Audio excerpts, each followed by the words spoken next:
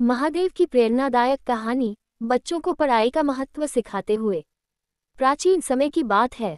कैलाश पर्वत पर महादेव अपने ध्यान में लीन थे। पार्वती माता उनके पास बैठी थी और पूरा वातावरण शांत और दिव्य था। उसी समय ऋषि नारद वहां पहुंचे।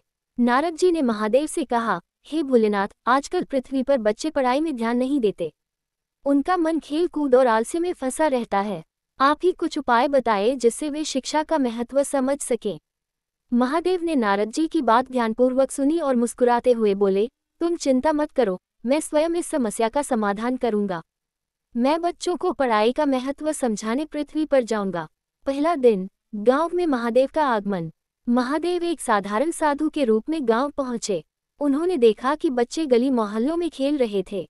कुछ बच्चे मोबाइल फोन में व्यस्त थे और कुछ सोने में।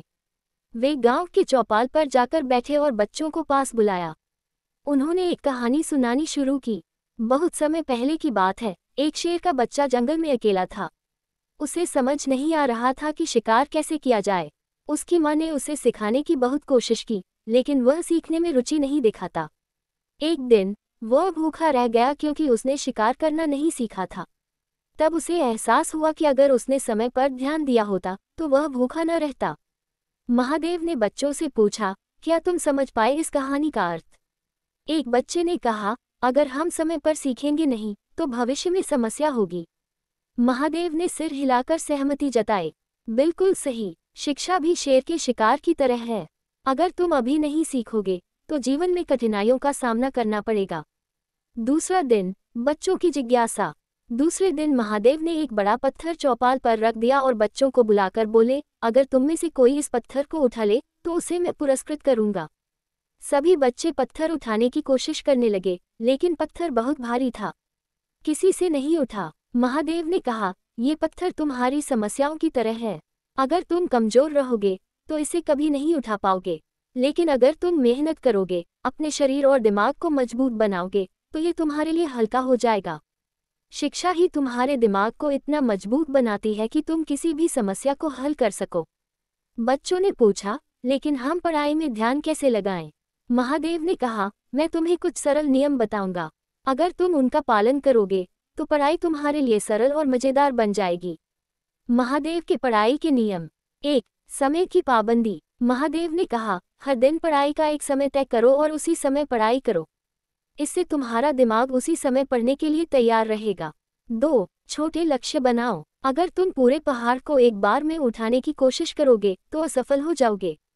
छोटे छोटे टुकड़े करो, हर दिन थोड़ा थोड़ा सीखो।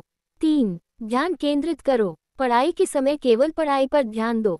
खेल और अन्य कामों के लिए अलग समय रखो। अगर तुम एक समय में एक काम करोगे तो बेहतर कर पाओगे। 4. शिक्षा को खेल बनाओ। महादेव ने बच्चों को कई पहेलियां और खेल सिखाए जो पढ़ाई से जुड़े हुए थे। उन्होंने बताया कि पढ़ाई को बोझ न समझो, बल्कि इसे एक खेल की तरह लो। तीसरा दिन, बच्चों की परीक्षा।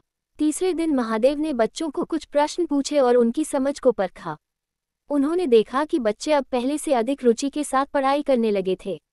महादेव ने कहा, देखो, जब तुमने ध्यान से पढ़ाई की तो तुमने कितनी आसानी से प्रश्नों का उत्तर दिया। अब तुम जीवन में कोई भी लक्ष्य प्राप्त कर सकते हो। अंतिम संदेश। महादेव ने बच्चों और उनके माता पिता को इकट्ठा करके कहा, शिक्षा ही वह दिया है जो अज्ञान के अंधकार को दूर कर सकता है। ये तुम्हें न केवल सफल बनाती है, बल्कि एक अच्छा इंसान भी बनाती है। हर दिन कुछ नया सीखने की कोशिश करो।